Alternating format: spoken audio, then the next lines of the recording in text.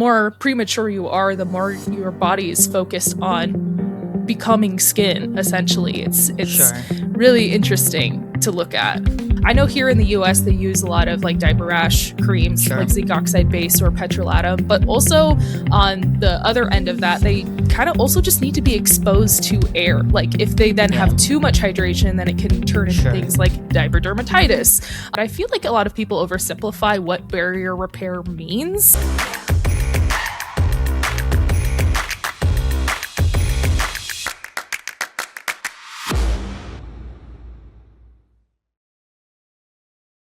Welcome back to another episode of Demystifying Cosmetics. What no one tells you about skin barrier repair is that most of the industry doesn't fully understand the biology it's trying to fix. Today, we're unpacking one of the most misunderstood concepts in skincare, barrier function, through a lens the industry rarely uses, early life skin development. I'm joined by Ava Perkins, a scientist whose path goes far beyond traditional cosmetic chemistry, from studying cosmetic science at the University of Toledo to earning a PhD in pharmaceutical and biomembrane sciences. Ava brings a level of biological rigor that challenges how we think about the skin, claims, and formulation altogether. Welcome to the podcast. Hello. Thank you so much for having me. I'm so excited. Yes, awesome. And you yourself are quite a prolific on social media. So many of the listeners are probably more familiar with you than they are me. So I'm very fortunate to have you on. No, thank you. I think so many people are familiar with my social media version of me rather than my research version of me. So I'm super excited to talk today. Well, great. So let's hone in on that then. So as I mentioned, you have the primary educational background as a cosmetic science, but recently you ventured into a PhD program in pharmaceutical biomembrane sciences at the University of Cincinnati. So talk to us a little bit about what motivated that transition into deeper membrane biology and clinical research. Yeah. So kind of for context, I never thought that I would ever get a PhD. That was just like never in my purview. I didn't even think that was possible. I also didn't really know that the cosmetic industry kind of had a PhD in this area. They don't call it cosmetic science. You just have to get kind of scrappy in how you Google for it. But I never thought that it was a possibility, especially because a lot of my background is in formulation science. But as I kind of gone through my undergrad work at University of Toledo, I really got into the education side of the industry, but also working in the lab was like a non-negotiable for me. I'm like, I need to be in the lab. This is why I'm here. And so the idea of a PhD was told to me by my mentors, and I looked into it. I'm like, oh my gosh, like this is perfect. Not too far from Toledo anyways. Like I'm already familiar with the Ohio area. And so had joined the program a few years ago and kind of have delved into a different area of research in the cosmetic field, which has been a little bit more on the skin biology and clinical research side. A lot of the expertise of the professors in our program is a bit more on the foundational research rather than the formulation science. And so that I've really delved into the research mostly because everyone else here is in that area, but also like I have a background in formulation science, and I can learn that from a lot of people in this industry. Like everyone is so amazing at what they do, but doing more of the clinical research side and learning more about skin biology is, I think, a pretty niche area, especially on a younger and more vulnerable population, like the infant population. And so things just kind of worked out. And now here I am. And, in talking about that, how do you think this training has shaped or will continue to shape the way that you're evaluating skin biology as it relates to cosmetic claims or even cosmetic formulations? Yeah, I think this probably goes for everyone in the industry, or probably you yourself. I think the more that you're in it, the more jaded you get. Fair. Yeah. I think I find that from my training, I'm very pretty critical of the claims that a lot of brands make, especially as it relates to skin biology. So, I mean, that's a short and sweet answer. I think I'm a lot more critical, and I'm like, show me the data, show me the clinicals. Let's see it. Sure. And as you alluded to, the research that you're focused on right now, or perhaps the researchers, the PIs in your lab are focused on, is within the infant skin. And so would love to hear a little bit for background into what the difference is between, let's say, full term even infants and premature infant skin? Yeah. So, and this trend correlates to even with adults and infant skin in general. But the earlier the earlier they are born, the more vulnerable they are, essentially. Sure, So, on a biological level, their stratum corneum thickness is a lot thinner. Their NMF components, they don't have as many, which means their hydration is not as great. They have higher TEWL, or they lose water faster. But I think what's also really interesting about that too is that your body works in like really crazy ways. Like, it is so resilient. It's really cool to watch it. With the more premature population, we had taken some proteomics data. We found that it actually, the markers that regulate desquamation, or the ability to lose or repopulate cells, it's downregulated. So the more premature you are, the more your body is focused on becoming skin, essentially. It's Sure. really interesting to look at. And what does that downregulation of desquamation in premature infants means for eventual barrier maturation? Yeah, so essentially that means that it is doing the work to mature. It's not necessarily focused on repopulating itself, because it doesn't really have much to do that. If that makes sense. It does. But I guess in thinking about long term, right, I think there's been a few hypotheses that have been centered around exposure in infancy to skin resiliency as it relates to the skin microbiome. I'm wondering about the correlation between infants that are born premature and their skin health long term. So as adults, are they going to be more prone potentially to allergies, inflammatory diseases? Got you. Yeah, I think that's something we are very much still looking into right now. That is like the whole basis of my PhD project, is just to see the resiliency. What do you mean? Tell us the answer now. Give me like a year and a half. So I think what we can hypothesize right now is that the more premature you are, obviously the more vulnerable you are to developing these diseases, like atopic dermatitis, for example. But I think what we're finding out right now is that pH and NMF components may have a really huge part in that. So being able to maintain skin hydration, and also to keep the pH at a skin safe level, which, sorry. We're having a day today. We're going to repeat that. We have found that pH and NMF levels have a huge contribute pretty largely to this. Obviously, being able to maintain skin hydration and keep the pH at a skin safe level, which we know is between around 4 to 6. Can play a pretty big part, and we're still trying to figure out right now what those dynamics are and how they contribute to other biophysical measures like TEWL, for example. And are there interventional strategies for, obviously as adults, when we have something that, for instance, if we encounter dry skin or thinning skin, there are interventions that, from retinoids to, topical treatments that we can use at this stage of life? Are there interventional treatments that are safe in order to ensure that this, there is skin pH buffering to even, increase in NMF?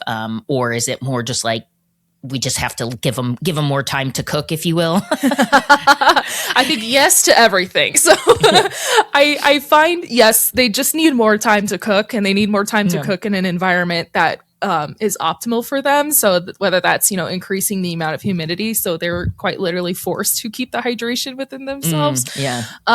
But also it depends globally how they treat infants. It's very interesting. I know here in the US, they use a lot of like diaper rash creams, like zinc oxide base or petrolatum, but also on the other end of that, they kind of also just need to be exposed to air. Like if they then have too much hydration, then it can turn into things like diaper dermatitis. And so just like trying to find that balance is very interesting. And I know specifically for my research right now, we're trying to see if adding an acidic challenge, for example, would help them in the long term. So again, come back to me in a year and a half and I'll be able to answer that question. Okay. But it depends, honestly. Yeah. And I'm probably going to pronounce this wrong, but the Vernix caseosa, is that correct? Okay. Yeah, we just call it the Vernix. Okay. Yeah, that's how and then for some reason when I looked it up, I was like, okay, Latin name. But,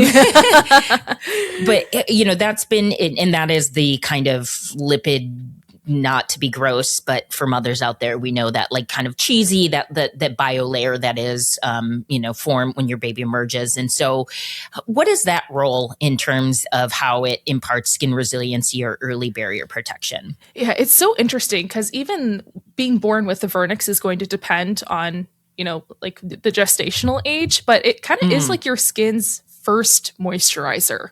Like it has those like occlusive and moisturization properties. And I know companies like Aveeno have gone as far as to like almost replicate interesting. like a synthetic Vernix or like incorporate the qualities of the Vernix within baby care products because they know that it's like so important. But it basically kind of is your skin's first moisturizer and can help lead to barrier development or positive barrier development in the long term. It's very interesting. Yeah. And I think anecdotally I've heard separate maybe midwives say that, there is this kind of area of time that you don't want to be bathing an infant right after birth. Is there guidance that you're either finding based on the research you're doing or that currently exists as established that, there should be some amount of time before you're introducing surfactants to an infant's skin to removing that biolayer that is providing protection? That's a great question. And I know even like with keeping the Vernix on like the period of time, because I know as after they are born, they pretty much wipe that off directly immediately. And so I know for some places they advise to maybe keep it on for a little bit longer, but after a baby is born, they're trying to figure out like what the heck is going on because the environment they were in before is drastically different than the environment they're in now. It was very, wet and now it's extremely dry and there's lights and it's so confusing. And so they're just trying to figure it out. But what they do in clinic actually initially is they just use water and washcloth at first before they even introduce surfactants into it. It can do the job. It's not entirely, like a bulletproof method, but they usually use water and washcloth at first and then kind of transition more into like baby wipes before introducing a surfactant system. Yeah. You also mentioned, the kind of balance that you need to strike in terms of, air and moisture and humidity, and things like diaper rash or diaper dermatitis. Talk to us a little bit about how those form, and kind of, how that barrier disruption, and moisture pH, all of that kind of interacts for that manifestation. Yeah, so diaper dermatitis is challenging and unfortunate, obviously, because babies need to produce waste, but the environment in which that happens is not the most ideal for them. So diaper dermatitis forms in a combination of things. It's the like hyper-occlusive environment nature of the diaper itself. They're producing waste, which is then kind of like stuck to their skin.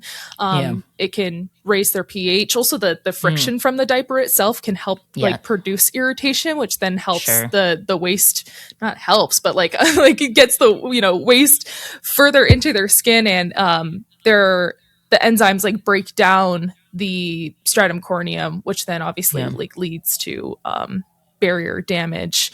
And it's also kind of hard to treat as well because like you had just mentioned, it's like you do need air to be able to combat that like hyper occlusive environment, but also like they're a baby and they're producing waste. Like you can put zinc oxide creams on them, but also like they're still going to produce waste. And then are we now occluding that within it's such a challenging aspect to treat diaper dermatitis, but it happens to over half of infants. For sure. Yeah. And it's interesting. So I think, I'm a mother, obviously my child's 17, so well out of diaper age, but I guess that's just to say how prevalent, the creams that are zinc oxide based, that's the active, right? The monographed active for these. How or why is zinc oxide the preferred or designated active for the treatment of diaper dermatitis, diaper rash? That's a great question. I know it has those like soothing properties. I would assume Sure. also it's just more widely accessible and more well studied because it is an OTC monograph. I'm trying to think of other cases where they use but I don't know. I think it's just like the occlusive nature of the product as well. I mean, we use sunscreens. Yeah. Yeah. Like I know like petrolatum, lanolin based materials are often used, right, because of that occlusiveness. But I was always curious why zinc oxide, if it was potentially like the antimicrobial activity of zinc oxide to, actually I have no idea, but if anyone wants to drop a comment and let us know why. Please. I would love to hear more. Does. Yeah. Okay, real quick. Raise your hand if you have dealt with active instability. If you have ever opened a jar of retinol cream and smelt an off odor or noticed your formula went dark brown, chances are you are dealing with active instability.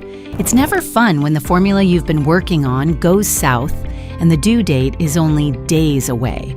That's why we've encapsulated the trickier ingredients to work with so you can kick the stability struggle to the curb. From retinol to vitamin C, we make it easier to work with those ingredients that typically give you that 3 p.m. headache. The cellulose shell shields the active from outside exposure. Things like air and light that are likely to cause active breakdown, giving you the power to create stable and effective formulas without the trial and error. Ready to quickly create effective skincare formulas? Discover Tagra's Cellucaps line by going to tagra.com/cellucaps. So, have you encapsulated yet? Now back to the show. It's interesting talking about infant skin and kind of, especially in premature infants where you talk about, okay, they have a thin stratum corneum, they're having, pH buffering capacity issues, and then, just a compromised stratum corneum, and how much that actually relates to aging populations too, right? Yes. Yeah. So when we think about that like life cycle of skin from premature, let's say, to infancy, to then that degradation, what are those key inflection points, and what does it truly, like, where are you developing this resiliency that your skin has for adulthood? I don't think I can answer that one for you. I think greatest questions. Greatest question ever. I know, because I agree. I would consider the infant and the elderly population to kind of be in the same boat. Like, it's very vulnerable. We still don't really know a ton about it, which is, why I'm here doing this. But I again, ask me in a year and a half and I got you. Sure. All right. Well, let's go into a little bit of how you're going to translate your academic knowledge into cosmetic science. Yeah. You may not, but we'll tap into it. But, while you're training in biomembrane science and looking for foundational insights, how are you thinking about ingredient performance, individual ingredient performance, and how, again, like when we talk about the zinc oxide, what foundational endpoints are you potentially looking at to understand if these interventional treatments are impacting in a positive way the skin? Yeah, I think like one of the easiest ways to apply this is just by performing biophysical measurements, measuring hydration, TEWL, elasticity measurements. I think that's one of the easier ways to be able to, evaluate ingredient performance. Sure. But also, more on the biological level, like you don't even necessarily need to do like punch biopsies to figure out how these things are interacting with the skin. Like you can use like desquam tapes and be able to analyze like things. Yeah. You're still able to take some parts of the stratum corneum in a way that it's ethical and in a way that is, not harming the consumer, but you're still able to get some knowledge from that. Like you're able to analyze the NMF components from that, for example, or maybe do more proteomics data. So it's, I think my training has allowed me to obviously like be more critical of the things that are out there, but also it's kind of giving me more ideas. Like if we had unlimited money, of course, unlimited money and unlimited time, it's always a restraint, for sure. Unlimited time and money. these are ways that maybe we could substantiate ingredient performance a little bit. And that leads nicely into, in thinking about potentially, when you start to work in the industry for so long, and there is some degree of like jadedness when you see claims that, you're kind of like, how'd you get that? What do you think right now cosmetic chemists is often overlook when discussing barrier repair skin physiology? That's a great question.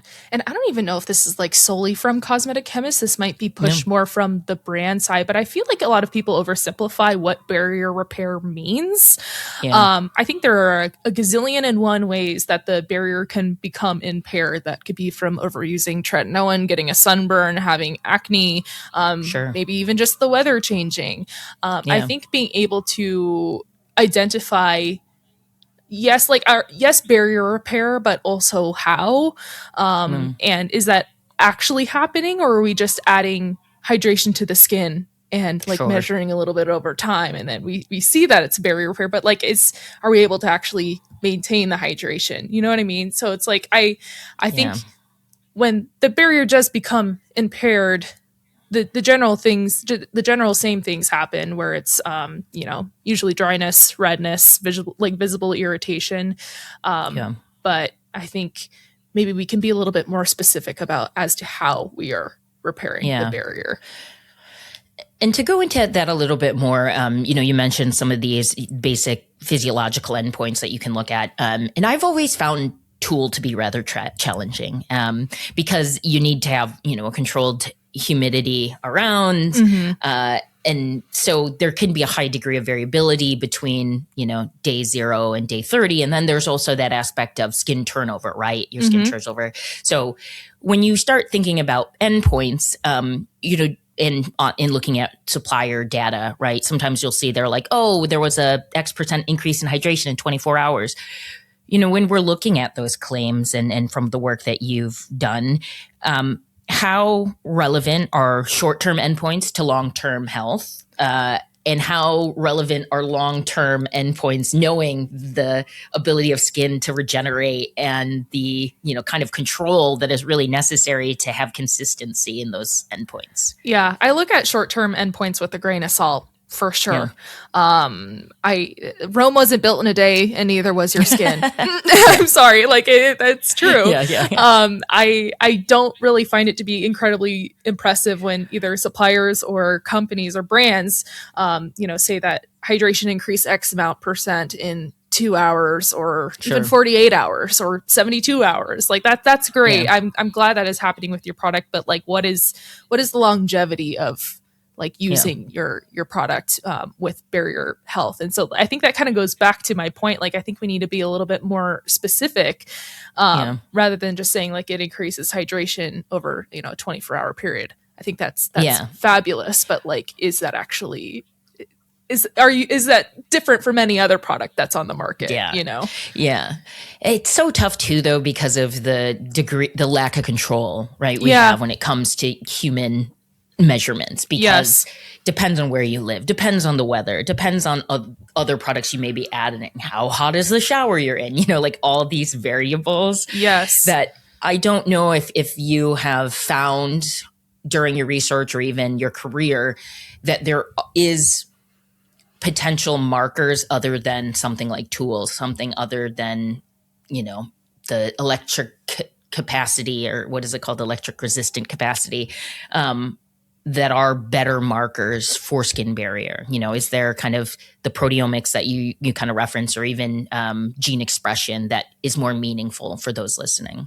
Yeah, no, I think we're still getting into the gene expression portion of it, but I think really for us, we're really looking at the individual NMF components as well. And again, I think that can just be taken from tape stripping, but I think that might be a little bit of an easier way, not an easier way, but a better way to look at these variables without so much change. Because like you said, there are so many things to take into consideration, even the person taking the measurements. So it's really challenging from a clinical perspective to be able to get consistent measurements. And so I think that could be one of the ways. Okay. And in thinking about your career, you mentioned that people listening and probably know you most from your social media posts, in which you began kind of in the 2023. What motivated your shift to go into research? Yeah, that's a great question. I think I have always really loved research, and the social media aspect has kind of just been like a fun thing on the side, Yeah, for sure. I also find it really challenging to see a lot of other creators take a look at research, but don't even have like access to the papers. They're kind of just like reading the abstracts, or taking information and kind of taking it out of context or out of proportion because they don't understand the context that had to come before that. And so I think being able to be there and bridging the gap between those two has been really important for me. Sure. Just being able to, because consumers, I don't blame them, like they are just taking whatever information that sounds right. And I just hope to be someone on the internet that can help maybe add a little bit more nuance into the space. Yeah.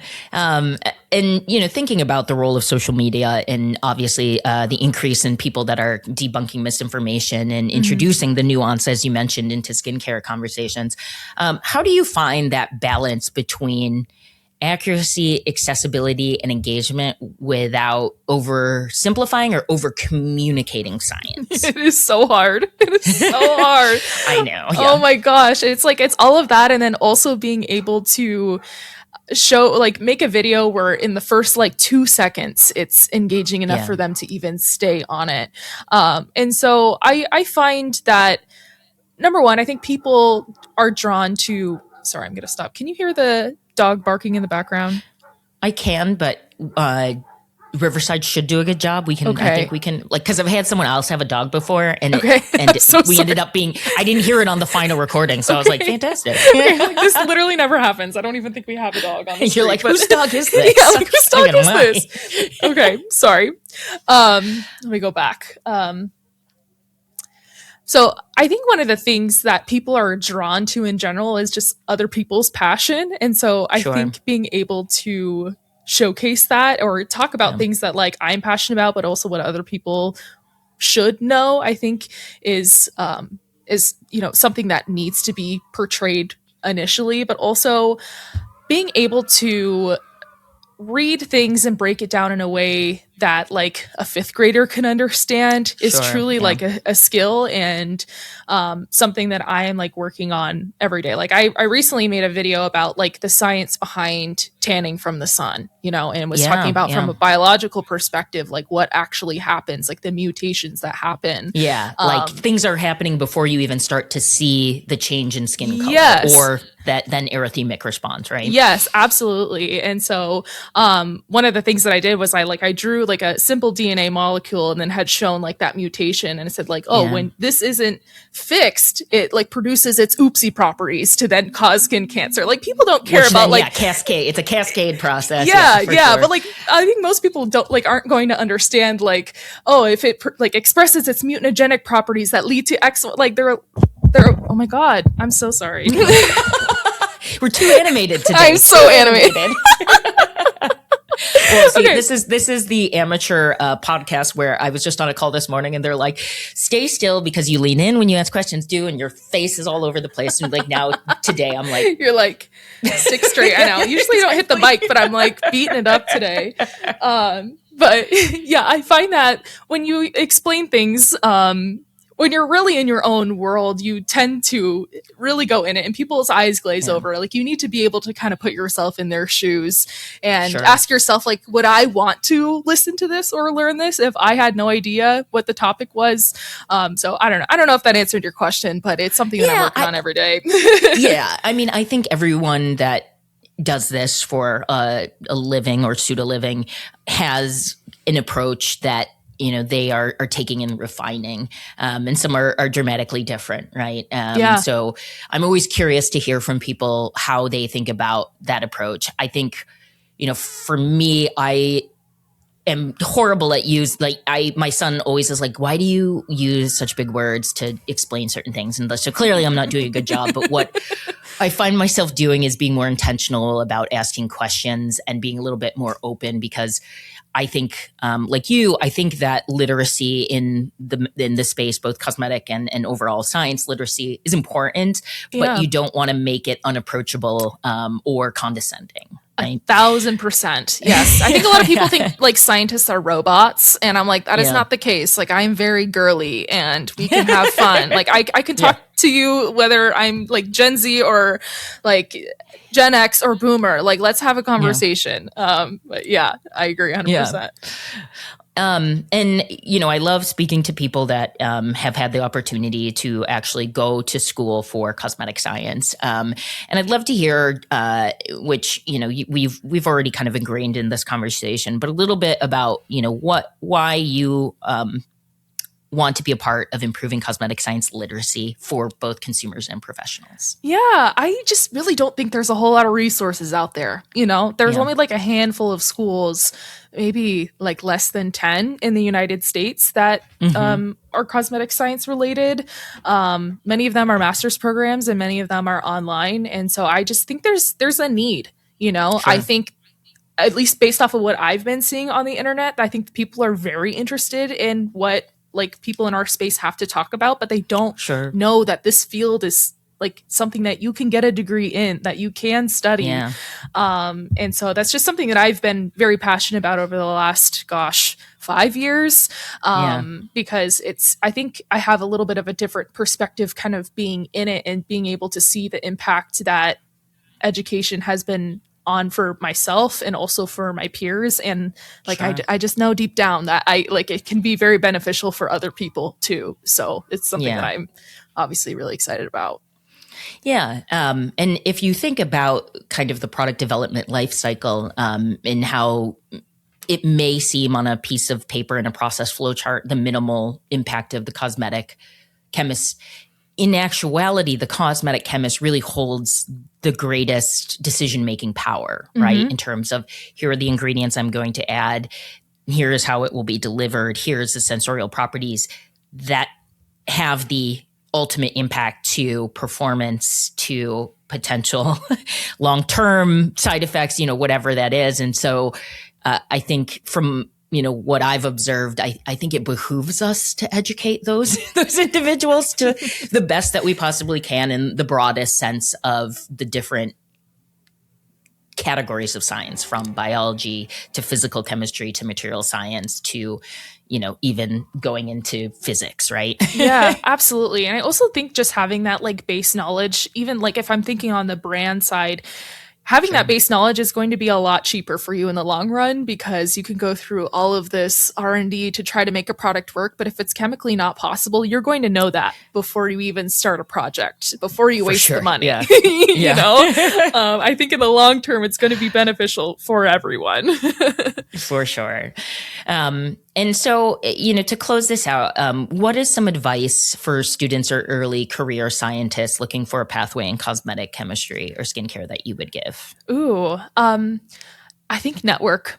I think as much as like we've kind of talked technical today, I think a lot of what this industry is, relationship and person based.